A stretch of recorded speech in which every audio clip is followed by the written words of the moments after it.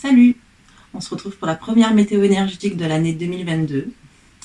Sache avant tout que si tu regardes cette vidéo durant le mois de janvier, je te souhaite une magnifique année 2022 et je te souhaite la concrétisation de tes souhaits, le partage d'amour avec les gens que tu aimes, plein de surprises, de joie, de belles surprises, hein, et je précise, de joie et d'affection et de partage.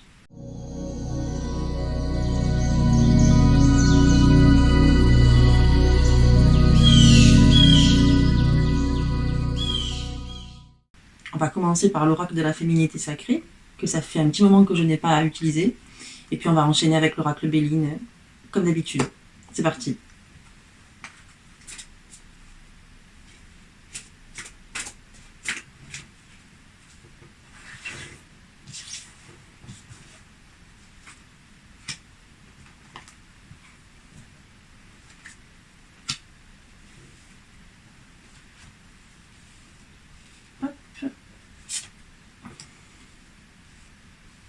Voilà, donc si tu connais pas trop le système en fait que j'utilise, en fait chaque carte correspond à une semaine et ensuite j'approfondis l'énergie de la semaine avec l'oracle Béline, voir un peu où ça nous mène et ce qu'on peut mettre en place durant la semaine en question. Voilà. Alors on va regarder la première semaine du coup. Donc on a s'aimer en conscience. C'est une jolie carte. C'est une carte qui représente un arbre avec ses racines et ses branches qui touchent le ciel. S'aimer en conscience, en fait, c'est quelque chose d'assez simple finalement à comprendre. C'est réussir en fait à tout simplement faire une introspection et observer notre façon d'être et de cheminer dans notre existence, dans notre vie, tout en acceptant nos parts d'ombre, nos parts de lumière, tout ce qui nous constitue finalement. Et vraiment là, la carte s'aimer en conscience, c'est aussi cette notion d'aimer le Pâques, comme j'aime bien le dire souvent. Et aimer le Pâques, c'est tu vas t'assumes tout ce que tu es, quoi, tout simplement. Et c'est plus qu'assumer, c'est aimer ce que tu es, aimer ton être, aimer l'être que tu es, celui que tu veux être, peut-être en tout cas réfléchir à celle ou celui que tu veux être, tout en embrassant celui ou celle que tu es aujourd'hui. Ouais, c'est vraiment en fait cette notion de s'octroyer du temps pour soi, pour peut-être son introspection ou tout simplement pour, euh, pour toucher sa peau, pour peut-être ça peut être un soin de beauté, ça peut être du massage, de l'automassage, ça peut être le besoin d'écrire pour extérioriser ce qui reste à l'intérieur et qu'on a besoin de dégager. S'aimer, c'est tout ça, c'est vraiment prendre ce soin, ce temps particulier pour réussir, ou en tout cas pour aller explorer toutes nos richesses, tout ce qui nous constitue, tout ce qui fait de nous les êtres uniques que nous sommes, tout en gardant toujours cette acceptation de l'ensemble de notre être, parce que c'est cet ensemble-là qui fait l'unicité. Donc c'est vraiment de ça qu'on parle sur la première semaine.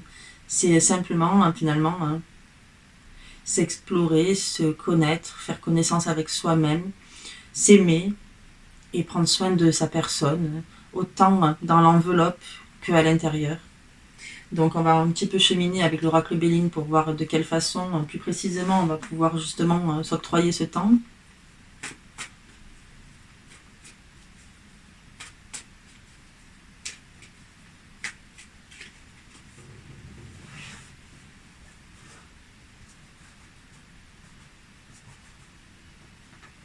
Je vais mettre en fait toutes les cartes. Je vais mettre toutes les cartes en fait pour les 4 semaines. Comme ça t'épargnera le brassage des cartes entre chaque semaine, ce qui peut être un peu long. Hein, on est d'accord. Hop. Et la dernière semaine. Ok. Alors, on va démarrer sur la première donc. On va approfondir la première du coup.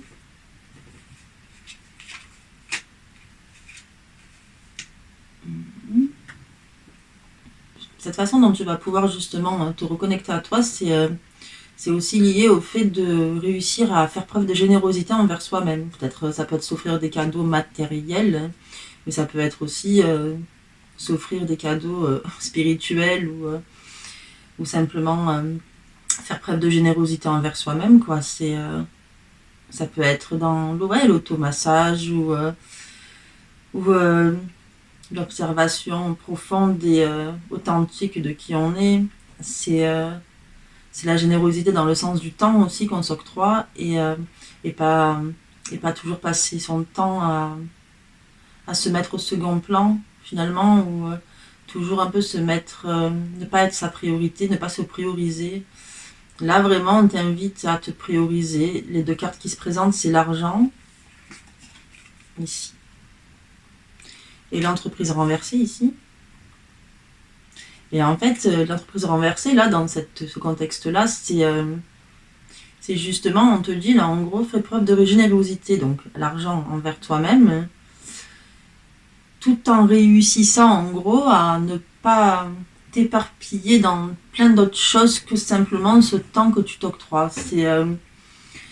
C'est ne pars pas dans tous les sens parce que peut-être que ça te semble plus simple, peut-être que l'extérieur va te solliciter souvent et que du coup tu vas avoir ce réflexe d'aller vite répondre en fait à l'appel de l'extérieur.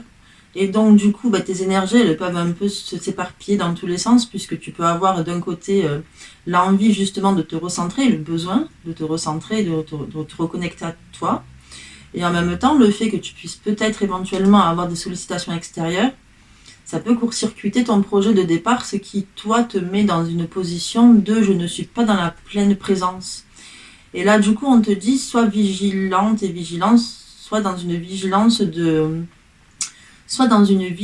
d'observation du temps que tu t'octroies, de la façon dont tu vas organiser ce temps-là, et surtout, prends le temps d'observer à quel moment tu commences à t'oublier et à finalement te mettre à la disposition, à la merci du reste du monde, sans jamais finalement te poser la question de est-ce que c'est vraiment ce dont j'ai besoin moi aujourd'hui.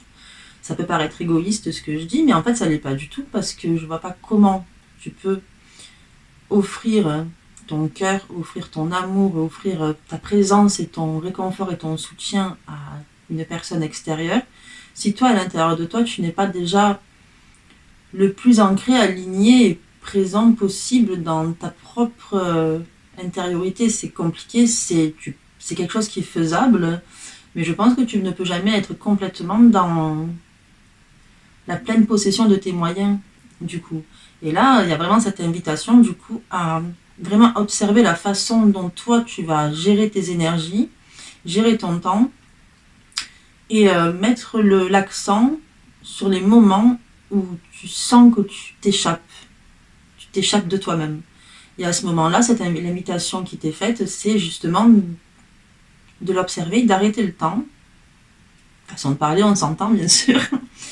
Et de te dire stop, je me permets de dire non, et je m'autorise ce temps-là à moi. Je m'offre ce temps pour moi. Et quoi qu'il arrive autour, quoi qu'on me dise, quelles que soient les réflexions qu'on pourrait me faire, je m'octroie ce temps parce que j'en ai besoin et que ça va être un moment où tu vas pouvoir te ressourcer. Et se ressourcer, c'est la base de la vie, je trouve.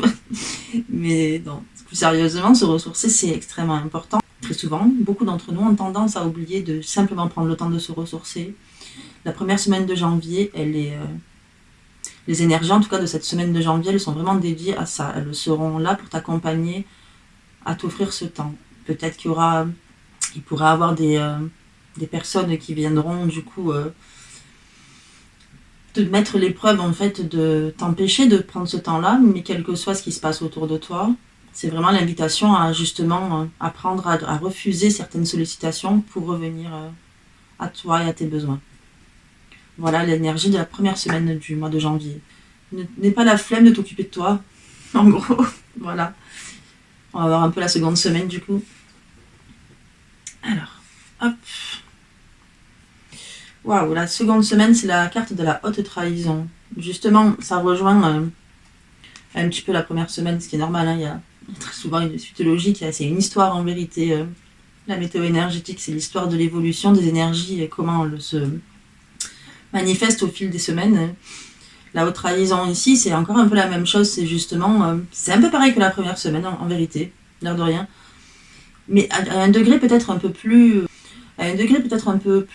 intense, c'est observe à quel moment tu te trahis, à quel moment finalement tu n'es plus ancré avec tes valeurs, avec tes envies, avec ce qui t'anime. Observe à quel moment tu es en train de t'échapper de ta propre lumière parce que tu veux faire plaisir aux autres, parce que tu as promis à quelqu'un que tu allais faire telle ou telle chose et que si tu le fais pas, tu as l'impression de la trahir, cette personne-là, alors qu'au fond de toi, quand tu as dit oui, tu savais que ça correspondait pas à ce que toi tu dégageais, ce que tu voulais, aux énergies qui t'entouraient à toi. C'est... ça me gratte.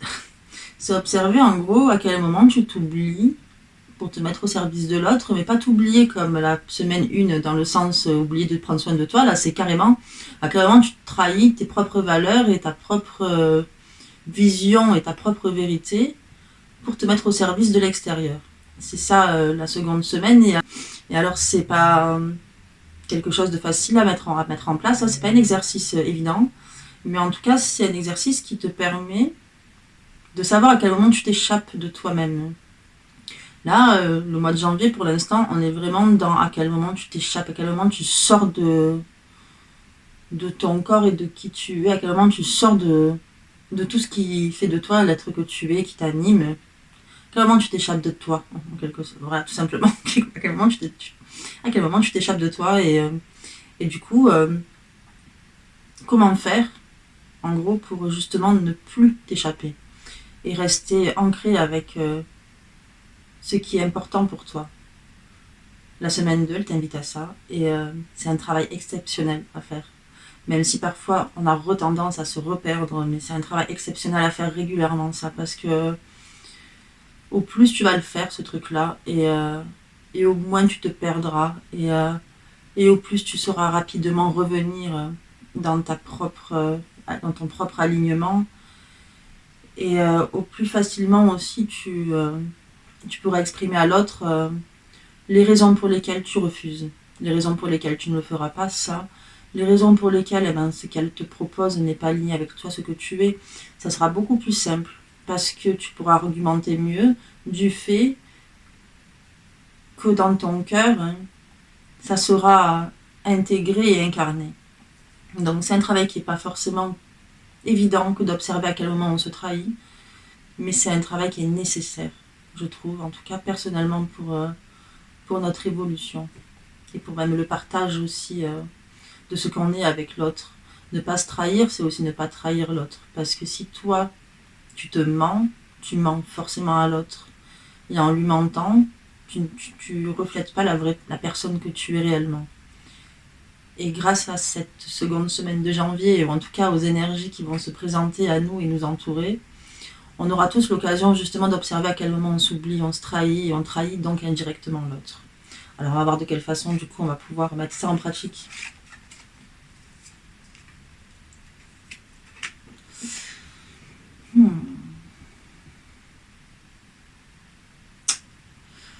Alors on a deux cartes qui sont complexes,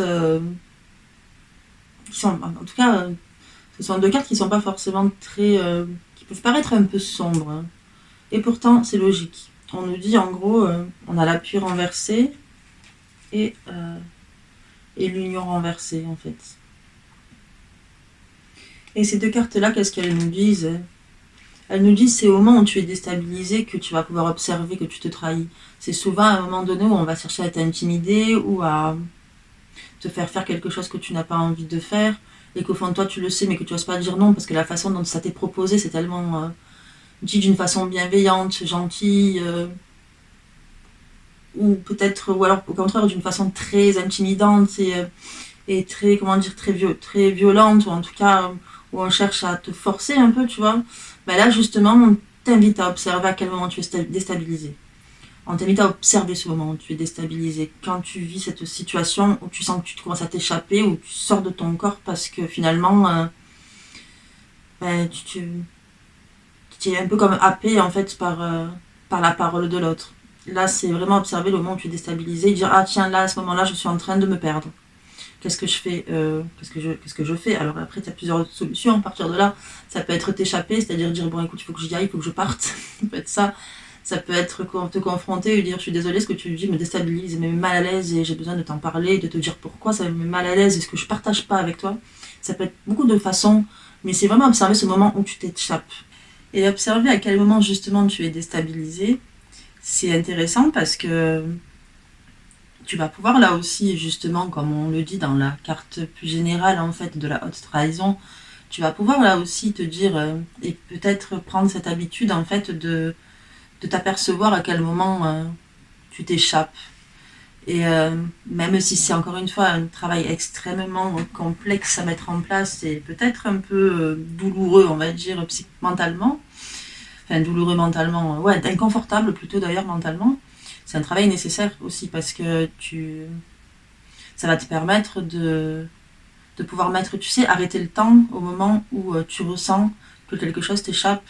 Et c'est tellement important de savoir arrêter le temps et pouvoir prendre ce recul en fait pour pouvoir observer que ce qui est en train de se passer là ne correspond pas. Ce qui est en train de se passer là ne nous plaît pas et ne correspond pas à ce qu'on est, à ce qu'on a envie de vivre et d'expérimenter sur cette vie-là, cette incarnation. Donc c'est important, je trouve, justement, de s'offrir ce moment, de se dire, ok, là, je m'arrête un peu et puis j'observe ce qui se passe. Et je regarde justement si ce qui est en train de se passer me convient ou pas, me correspond ou pas. Et là, tu es invité sur cette seconde semaine à vraiment cheminer là-dedans. Il y a aussi la notion de réaction excessive et de réaction peut-être un peu disproportionnée. Peut-être que tu auras du coup tendance à passer d'un extrême à l'autre. Et passer d'un extrême à l'autre, c'est passer de j'accepte tout à je refuse tout. Et parfois, il faut passer par là, justement, pour arriver à retrouver l'équilibre. Maintenant, ce que j'ai envie de te proposer, c'est peut-être d'essayer de le faire de la façon la plus diplomate possible et la moins impactante pour l'autre, quitte peut-être à prendre de la distance parfois avec le monde, le temps en tout cas du moins que tu puisses toi te ressentir pleinement incarné dans ce que tu veux être, ce que tu veux traverser dans les prochains mois, déjà dans le mois de janvier bien évidemment, mais même dans les prochains mois, les prochaines années. Et pour ça, il faut parfois apprendre aussi un peu à s'isoler, à observer, et puis ensuite à revenir peut-être avec justement cette qualité régénérante que peut permettre l'isolement. C'est d'ailleurs la raison pour laquelle je pense que sur la première semaine aussi, tu es invité à prendre un peu soin de toi, à essayer de justement te retrouver un peu seul avec toi-même, ou en tout cas de t'octroyer. Pas forcément de te retrouver seul, on ne te parle pas vraiment de solitude, mais on t'invite à t'apporter de l'amour, justement, de l'attention, et justement cet amour que tu vas t'apporter sur la première semaine va te permettre sur la seconde à pouvoir bien détecter les moments pendant lesquels tu n'es plus présent. Et ça, c'est important, je trouve. C'est un travail qui est logique, c'est une énergie qui est évolutive. Tout, je pense, en tout cas, de mon point de vue, le hasard n'existe pas vraiment. Tout ce que tu traverses, tu l'as choisi et tu choisis tout ce que tu expérimentes. En tout cas, c'est la sensation que j'ai. C'est pas une vérité, peut-être, c'est pas ta vérité, mais en tout cas, c'est la mienne. Et juste, j'ai à cœur de te la partager, mais tout ce qu'on traverse les uns les autres, là, en fait, c'est quelque chose qu'on a choisi, je pense. Et de ce fait, il y a forcément une logique dans nos expérimentations. Donc, commencer déjà en premier à s'aimer, à s'octroyer de l'amour, et puis ensuite, pour pouvoir avoir la force et la capacité d'observer à quel moment on s'échappe, on se trahit soi-même. Je trouve que c'est logique, tout ça.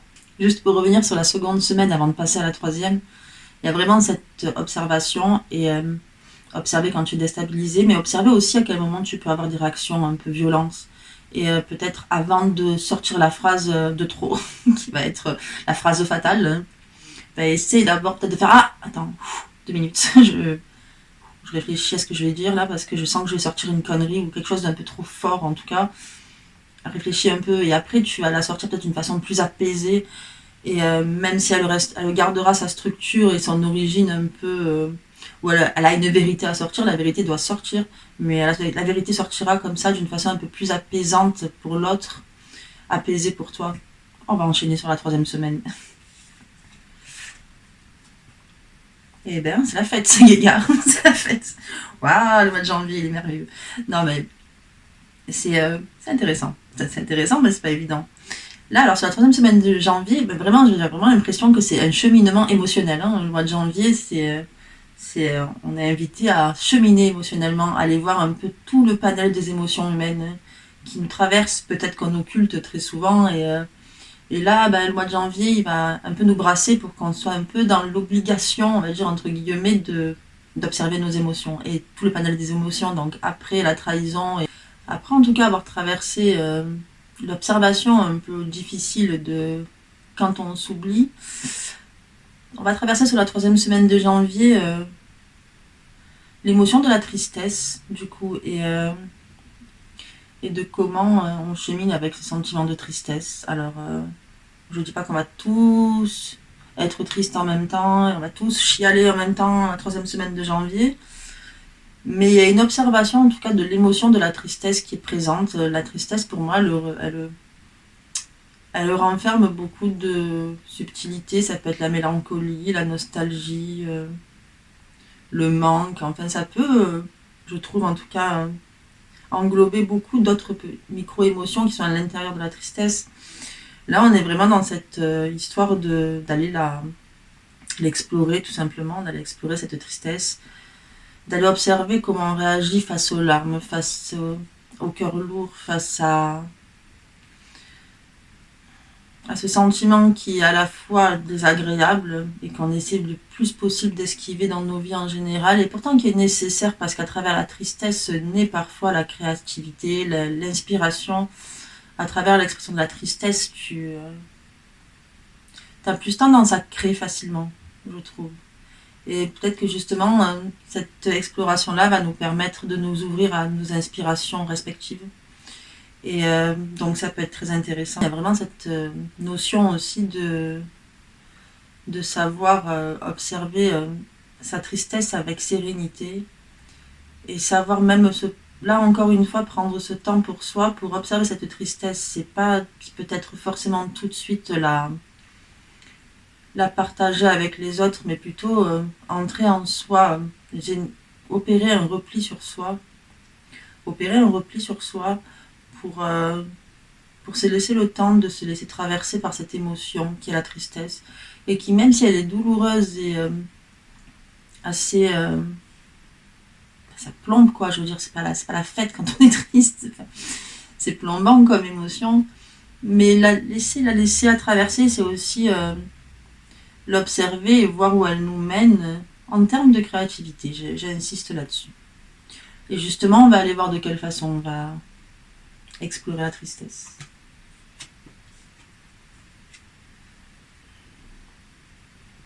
On nous parle en fait d'aller savourer chaque petite chose de la vie. C'est-à-dire que souvent, il est vrai que quand on traverse quelque chose de difficile, on prend conscience de la chance qu'on a à avoir les petites choses de la vie. Par exemple, c'est un exemple comme un autre. Si par exemple tu perds un être cher, et que avant d'avoir perdu cet être cher, eh bien, tu étais toujours en train de courir, et puis tu prenais pas le temps d'aller voir les gens que tu aimes, et tu prenais même pas le temps peut-être de juste observer tout ce qui t'entourait, tout ce que tu avais déjà, que ce soit en termes de matériel qu'en termes de relationnel. Et parfois en traversant la tristesse, la perte de quelqu'un, ou alors ou la nostalgie, enfin peu importe en fait quelle notion de tristesse tu vas traverser, c'est toujours à ce moment-là que tu prends conscience de la chance que tu as, de ce qui te reste. C'est horrible, c'est vrai. Mais quand je dis ça, c'est pas dans le sens, tu sais, on va tous se pendre, c'est plutôt... au départ, ouais, tu te raccroches à ça, je pense, pour surmonter ta tristesse, justement, et ton état, en fait. Mais après t'être accroché à ça et te servir de ça, tu te rends compte qu'en fait, c'est une chance que tu as, une vraie. Et que quelque part, tout ce qui t'entoure, en fait, c'est quelque chose de précieux. Tout. Et que ce soit humain ou avec les humains, que ce soit avec tes animaux, ça peut être avec n'importe quelle interaction émotionnelle et bienveillante et positive que tu vas avoir, tu vas la mettre sur un piédestal parce que tu en auras besoin à ce moment-là.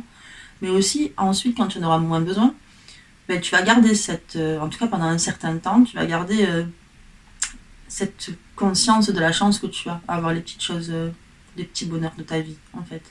Et l'invitation là, c'est justement de prendre conscience des petits bonheurs que tu as, mais c'est aussi de réussir à...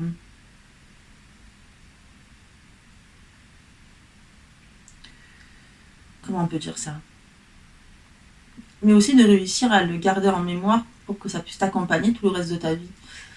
L'humain, on passe notre temps à recevoir de l'émotion, à comment dire, intégrer la leçon, à se dire j'oublierai plus, puis à oublier, et puis à refaire une expérience qui va encore nous rappeler que finalement oui, on a de la chance, et puis alors ça revient, puis ça va rester quelques temps, puis on va re-oublier. Je pense que ça fait partie de notre façon d'être, en tout cas pour l'instant. Ici justement, tu es invité à ne pas oublier, et au contraire à aller profiter de ce qui te reste. C'est horrible, pas de ce qui te reste, mais en tout cas de ce que tu as, toute l'abondance qui t'entoure encore aujourd'hui et qui est importante et que tu n'avais pas conscience de l'importance de cette abondance-là. Et du coup, tu es invité aussi peut-être dans ton isolement. C'est marrant ce que je perçois, c'est comme ça c'est une sensation que j'ai en tout cas, mais tu sais, c'est un peu aller aux nouvelles des autres, mais de façon plus lente que d'habitude. C'est-à-dire pas envoyer un texto, pas téléphoner forcément comme on aurait tendance à le faire, ou envoyer un message sur un réseau social ou X ou Y. C'est vraiment aller aux nouvelles avec lenteur. Et je sais pas pourquoi j'ai tu sais, cette notion de la carte postale à l'ancienne, par la poste, tu vois, qui met le temps à arriver. Il y a quelque chose comme ça là qui vient, en tout cas, qui vient me traverser et qui me dit, en gros, c'est prendre du temps, de faire les choses avec plus de lenteur, prendre le temps de se laisser traverser par les sentiments qui sont un peu plus difficiles, comme là dans le cas de la 3e semaine, le sentiment de tristesse, de mélancolie, peut-être, j'ai pas envie de dire de désespoir, mais en tout cas presque, tu vois. Et justement, au lieu de sombrer dans le désespoir, c'est observer cette tristesse-là et, la détourner en créativité. Peut-être en créativité, justement en écrivant des cartes aux gens que tu aimes, en leur écrivant à quel point tu les aimes. Peut-être ça peut être avec des dessins, ça peut être avec du parfum. Certains se reconnaîtront. Et ça peut être de multiples façons différentes. Mais en tout cas, c'est transformer ce que tu traverses un peu de difficile émotionnellement en quelque chose de concret, de créatif, de créateur, pour la suite aussi de notre évolution en tant qu'être humain, je pense. Et ça passe aussi par un partage d'amour, mais un peu plus minimaliste et plus lent et plus dans le calme qu'à l'accoutumée. C'est ça que t'invite à traverser la 3e semaine. Et pas de panique, en tout cas ne panique pas déjà à la vue de ce que je te dis, parce que ton libre arbitre reste toujours, et je le dirai jamais assez, le patron de tout. Mais là, là, je te parle d'un voyage énergétique dans lequel on peut ou pas évoluer. Et quand je te dis ne panique pas, c'est parce que je sais que la tristesse, c'est quelque chose qu'on essaie de fuir beaucoup dans notre société actuellement, parce que ça, cette connotation un peu de loose, de basse vibration, de quelque chose de pas constructif, c'est pas productif. En fait, ça l'est. Mais c'est juste que ça prend le temps pour le devenir. On peut pas être, on ne devient pas productif avec la tristesse par volonté d'être productif. On devient créateur avec la tristesse dans la volonté d'exprimer ce qui se passe à l'intérieur de nous et ce qui nous traverse. Et c'est souvent dans cette traversée-là qu'il y a une grande profondeur dans ce qu'on va créer, justement. Mais ça prendra le temps que ça prendra. Et la 3e semaine, elle va nous offrir cette opportunité-là, avec toute la traversée que ça va engendrer derrière. Donc allons cheminer à présent en direction de la 4e semaine. Cheminer. Waouh, 4e semaine, très magnifique. La 4e semaine, c'est la puissance divine. Je pense qu'à partir de là, est-ce que j'ai besoin vraiment de t'expliquer ce que dit cette carte? Je sais pas. Je vois bien qu'il y a des reflets, etc. La puissance divine, c'est un peu, tu sais, le fait de transcender, de transmuter tout ce que tu as traversé avant. C'est finalement un peu... ouais, tu intègres en fait tout ce que tu as vécu les 3 premières semaines de janvier. Tout va être intégré et cette intégration-là va t'offrir ta part divine. c'est ça en vrai. Hein. Ça va t'offrir ta part divine, la part la plus noble de toi, la part la plus belle, la plus authentique, la plus pure. C'est celle où il n'y a pas de faux semblants, il n'y a pas de fausseté, et juste tu émanes d'une lumière incroyable parce que justement tu es dans l'acceptation de tout ce que tu es. Et la puissance divine, c'est vraiment cette carte. C'est voilà, c'est moi. Bonjour. Et c'est l'assumer totalement et être totalement ancré et aligné avec ça, avec cette acceptation. Et je pense que si tu connectes avec cette puissance durant la 4e semaine de janvier, c'est grâce à tout ce que tu auras traversé les 3 premières. Tout ça pour te dire que rien n'est profondément négatif dans la vie.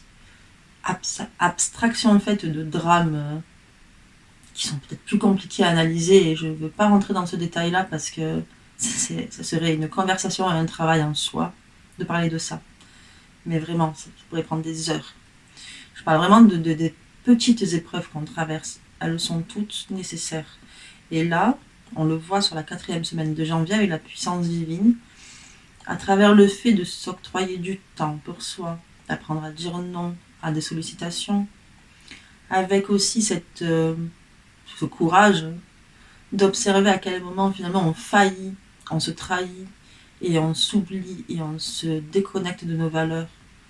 Ensuite, durant la 3e semaine, en allant observer notre tristesse, en allant observer ce que ça chemine en nous, ce que ça nous fait, ce qui émane de nous à l'issue de cette tristesse-là. Ces 3 premières semaines qui vont être quand même très, je trouve, basées sur l'introspection et la traversée des émotions, parce que c'est un peu, on observe tout ce qui nous traverse émotionnellement. Tout ceci, une fois intégré, ça va te permettre d'être totalement ta lumière à toi et toi-même. J'insiste sur l'histoire de la lumière, mais c'est vraiment ça. Tu vas pouvoir être toi et émaner de cette lumière qui t'est propre, en fait. Et on va aller voir de quelle façon, du coup, avec le Béline.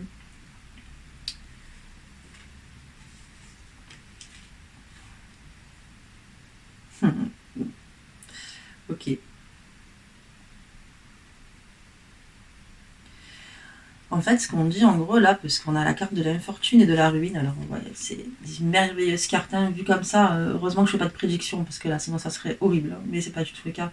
Là, en fait, c'est très bizarre, parce qu'elles te disent, ce qu'elles disent ces cartes, c'est parfois quand tu traverses une certaine forme de minimalisme, tu sais comment on dit quand on enlève les pelures d'oignon, là, je sais pas la phrase, je sais pas le mot, mais parfois quand tu te trouves dans une certaine forme de dépossession, peut-être, tout simplement. Alors que tu te retrouves dépossédé, je pense qu'on t'invite à te déposséder de certaines choses, hein. Peut-être même de traverser quelque chose de quasiment, tu sais, comme si tout ce que tu avais connu jusqu'ici, en fait, n'existait plus, un peu. Pour pouvoir justement, en partant de quelque chose de très neutre et de très pur et à la fois démuni de tout, tu vas pouvoir, toi, totalement te développer autour de ça. Te développer totalement. C'est un peu comme si tout ce que tu possédais jusqu'à aujourd'hui, en fait, ça t'enlevait de l'espace. On t'invite à te déposséder de beaucoup de choses, en fait, pour aller atteindre cette puissance divine dont on parle. Je te dis pas de te déposséder de l'entièreté de tes affaires, tu vois, et de te retrouver à te promener nu dans la rue. Peut-être que là, ça serait un peu violent, mais en tout cas, il y a vraiment cette notion de te déposséder de tout ce dont tu n'as pas besoin et tout ce qui finalement t'enlève de l'espace pour pouvoir te déployer totalement. C'est ça en fait, l'infortune et la ruine. Ça ne veut pas dire dépossède-toi de tous tes moyens financiers et casse ta maison, hein, c'est pas de ça qu'on parle, mais il y a quand même cette notion de réussir à ne pas être dépendant de ça. ou le moins possible en tout cas, le moins possible dépendant. Essayer de prendre du recul avec les besoins matériels. Il y a vraiment cette notion-là sur la 4e semaine. Prendre du recul avec ce qu'on possède, prendre de la distance avec ce qu'on perd, relativiser ce qu'on perd éventuellement. Et du coup réussir à recréer un espace nécessaire pour pouvoir te déployer totalement, déployer tes ailes. Ah, je la ressors. Et ouvrir, déployer tes ailes et te laisser être totalement. Et pour ça, tu as besoin d'espace. Et ce besoin d'espace, il va peut-être passer par le fait de te déposséder de beaucoup de choses. Et aussi de te débarrasser de pas mal de choses. Ouais. Je pense qu'il y a vraiment ça, cette notion très minimaliste qui est très à la mode en ce moment.